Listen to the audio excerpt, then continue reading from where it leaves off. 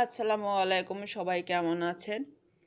তো আজকের ভিডিওতে আমি আপনাদেরকে হাট বলিয়া যে ব্রিজটা দেখানোর চেষ্টা করছি।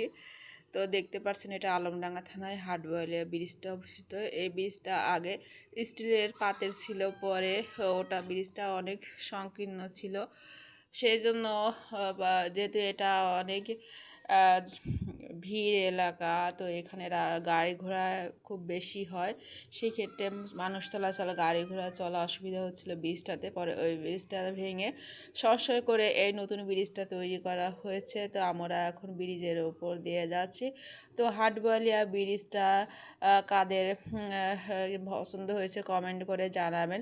তো ব্রিজ থেকে আমরা প্রায় নেমে পড়েছি। নেমেই হাটবালিয়া ব্রিজ নেমেই এখানে হাটবালিয়া বড় বাজার এবং এখানে বাস স্ট্যান্ডও রয়েছে।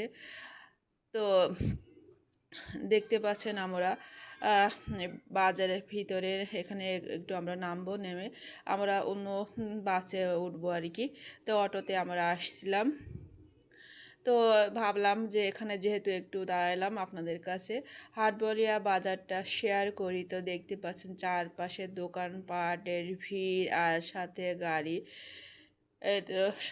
জাঁকজমক জনকীর্ণতা সবই আছে এখানে।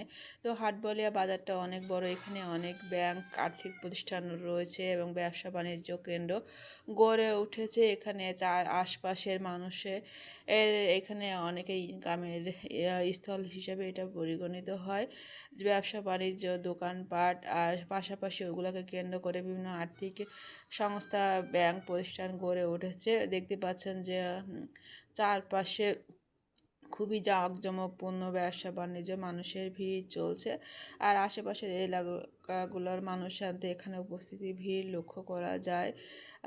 তো কারা কারা হাটবলিয়া বাজারে এসে না একটা কমেন্ট করে জানাবেন। আর আমার ভিডিওতে হাটবলিয়া বাজারটা কেমন লাগছে কমেন্ট করে জানাবেন। হাটবলিয়া বাজারটা অনেক বড়। তো আমি অতটা ভিডিও করতে পারি না, যতটুকু পেরেছি ততটুকুই আপনাদের কাছে শেয়ার করছি।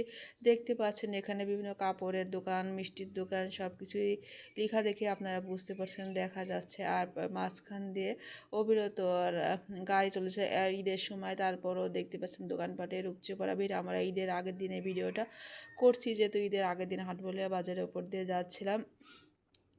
তো গাড়িতে করে আগের দিন যেহেতু কোরবানির গরু অনেক সময় যাচ্ছে ট্রাকে করে। আর পাশাপাশি লোকজন সব তার আত্মীয় নিজ কর্ম বাড়িতে ফিরে যাচ্ছে ঈদ করার জন্য। ভালো থাকবেন সবাই।